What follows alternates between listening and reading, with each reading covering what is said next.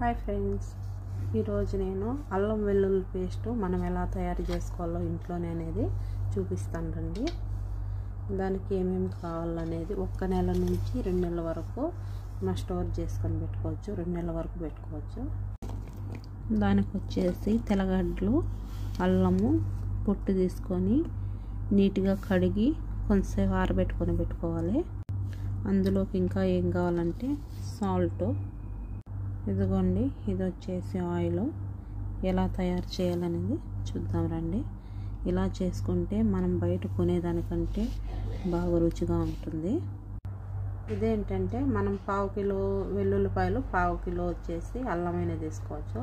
అలాగే కానీ 1/2 కిలో అయినా తీసుకోవచ్చు.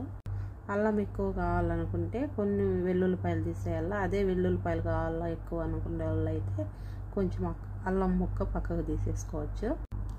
ఇదిగోండి చూడండి, ఇలాగా ఒక మిక్సీలో వేసి పెట్టుకోవాలా అన్నీ. ఫస్ట్ వచ్చేసి ఇందులో మనం సాల్ట్ వేసుకోవాలా.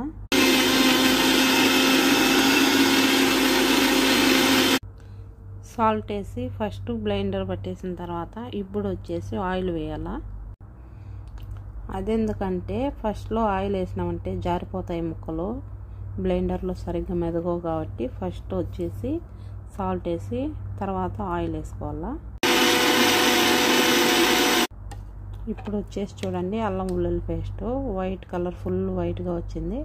అదే మనము సాల్ట్ ఆయిల్ వేయకుండా చేస్తే కన్నా ఎల్లో కలర్లో వచ్చేస్తుంది. ఇప్పుడు చూడండి ఎంత సింపుల్గా ఇంట్లోనే మనం అల్లం పేస్ట్ తయారు చేసుకోవచ్చు అన్నది.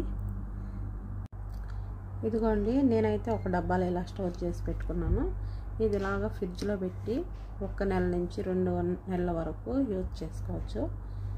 ఏం కలర్ చేంజ్ అవ్వకుండా ఇలాగ ఉంటుంది. సింపుల్గా అల్లం వెల్లుల్లి పేస్ట్ ఎలా తయారు చేసుకోవాలో చూసారా. Okay, bye bye.